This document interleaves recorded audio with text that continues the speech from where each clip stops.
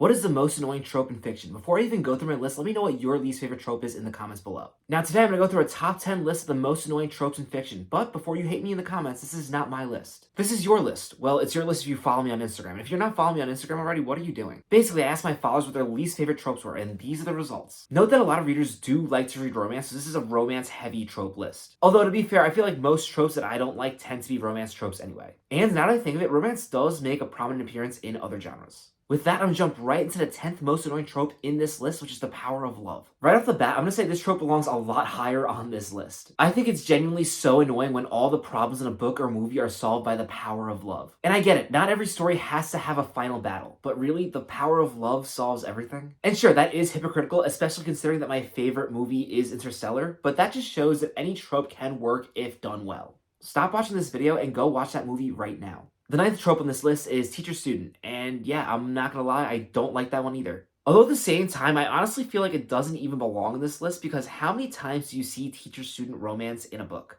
If you're constantly, and I mean constantly, running into the teacher-student romance trope when you read books, you might have to find a better choice in books. I honestly feel like the only time this trope ever works at all is when the book is making fun of it. To be honest, that's really all the commentary I even have on teacher-student romance. I really haven't even seen this trope that often. I remember it was in Friends multiple times now that I think about it, and it was also in Riverdale, but other than that, it really hasn't ever been featured in any books that I've really read, at least not prominently that I can remember it. The 8th worst trope according to this list is The Chosen One, and I actually think 8th is a really good place for The Chosen One. Now for the record, I'm a prominent believer that not all Chosen One stories are bad. I think stories like Percy Jackson actually do a really good job of telling a story with a Chosen One. However, at this point, I feel like the Chosen One trope is so overdone that we've just gotten so many terrible Chosen Ones. And I think the big problem with the Chosen One trope is it's really easy to make a bad Chosen One. A lot of Chosen One characters these days are incredibly unlikable. And to be honest, as a reader, I feel like a lot of times when I'm reading a story with a Chosen One, it's either boom or bust.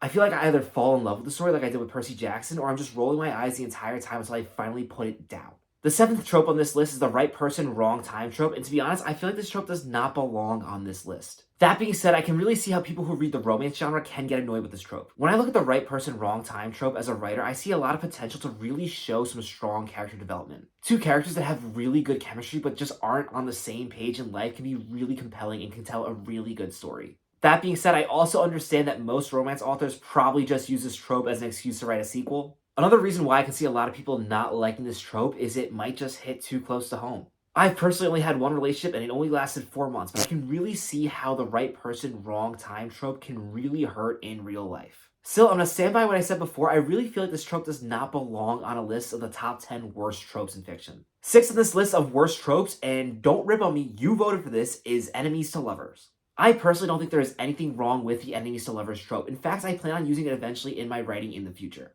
However, I will note some writers are really overusing this trope. Also, from what I've seen marketed as enemies to lovers, it seems like a lot of writers do not understand what an enemy is. In fact, while trying to think of really bad examples of enemies to lovers, I thought of Rey kissing Kylo, and that pissed me off so much, and I changed my mind. This trope belongs on this list. And being real for a second, there are also so many examples of authors using this trope to romanticize abuse, which is not okay. Still, written well, I think enemies to lovers can be an incredible trope. Just understand, if you're going to write this trope, slight teasing is not an enemy. That's flirting. The 5th worst trope according to this list is friends to lovers. And yes, for the rest of this video, it is going to be all tropes about romance. Personally, I'm not a huge romance reader, so let me know if you'd like to see me make a romance-free version of this video. Right off the bat, yes, friends to lovers belongs at number 5. I am genuinely so tired of characters who work really well as friends in a book just coupling up in the end. Friends can be just friends. Just because a male character and a female character have a really good friendship does not mean they have to date at the end of the book. Also, while I'm on that note, two gay characters can also be just friends. I mean, I'm a guy, so I don't have to deal with all my friends falling desperately in love with me, but even I know this trope is super annoying. The 4th worst trope according to you is the age gap trope. And yeah, I honestly think that 4th is a pretty good place for this trope. I was honestly kind of considering grouping teacher-student into this trope, but I feel like they're different enough that I decided to leave them apart. That being said, unlike the teacher-student trope, you see the age gap trope everywhere. Genuinely, I don't know what it is about immortal characters falling in love with 18-year-old girls. And for the record, I'm not one of those people in real life who goes like, oh, you have to date within 5 years or it's weird. I'm not like that. So long as you're both mature, consenting adults, I'm happy for you. My big problem with the age gap trope is there's so much focus on the age gap. It's never portrayed as this healthy relationship where one character just happens to be younger. It just feels like the older character is always obsessed with the younger character's youth. They're always making so many comments about how much younger they are. So yes, I can agree. I do not like the age gap trope, and we get a decent bit of it in sci-fi. The third worst trope in this list is miscommunication. I'm gonna be real, I think miscommunication belongs on this list, I just feel like it's way too high. I think the reason people hate miscommunication trope so much is it feels too real. And while most people think of the miscommunication trope as a romance trope, I think it really goes beyond that. It can be used in any genre. In fact, depending on the context, I would argue that miscommunication does not belong on this list at all. Especially in sci-fi or fantasy, miscommunication between two characters or factions can work really, really well. I mean, in sci-fi, you can have two alien species who want the same thing but who can't work together to get it. And also, bringing it back to romance, miscommunication is a great way to tell some deep stories with some really good character development. That being said, I understand why this trope is on this list because a lot of authors don't do that. I feel like in a lot of romance stories, this trope is kind of used to make drama because otherwise the story would be too boring. So yes, I can see how an entire plotline that could be resolved with one text could be really annoying to readers. That being said, I really think this one falls on the popularization of poor writing than actual miscommunication itself. Listen, you can read whatever you want, but if you really hate the miscommunication trope, then maybe you have to pick some better authors and some better books. And sure, you can say that with any trope, but I really feel with miscommunication, you're getting close to that fan fiction-esque drama writing. And before I get any hate, I used to read and write fan fiction. I just feel like this trope has way too much potential to be this high on this list.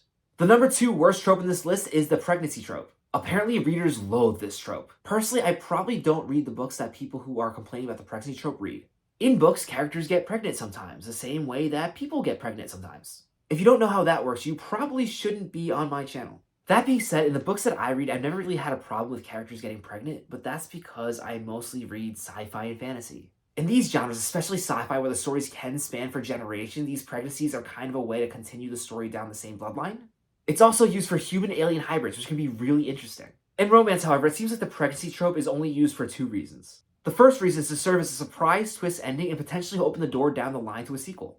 The second is a way to force 2 characters who should not be together to stay together. And yeah, I can see why a lot of readers do not like that. So even though I don't really mind characters getting pregnant, I'm going to say that this trope belongs second on the list. And finally, the number 1 worst trope in fiction is the love triangle. No arguments here. The love triangle has to be the most infamous romance trope of all time. In addition, love triangles make for incredibly annoying subplots for books in other genres. I recently read the Hunger Games books, and the only thing I did not like was the love triangle. And to be perfectly fair to the Hunger Games, I feel like that was a love triangle that was a lot better done than other ones. I haven't read that much romance, but I've actually read enough where I find it so comical when there's a love triangle and there's 2 amazing characters fighting for the most uninteresting character. This trope of having 2 characters be utterly obsessed with this other character is so strange. I typically wouldn't put a book down just because of a love triangle, only because they're almost fun to hate on. Also, as a reader, I've been forced to endure so many of them that I've learned to kind of just stomach them. I genuinely feel that love triangles are in a league of their own when it comes to terrible tropes that nobody likes. And yet, so many authors continue to write them. But that's going to do it for this list of the worst tropes in fiction. Let me know in the comments if you think there are any tropes that should be on this list that I didn't mention in this video. I personally feel like there are quite a few tropes that belong on this list that people just did not vote for. Thank you so much for watching. If you haven't already, please be sure to like this video and subscribe to my channel. See you in the next one.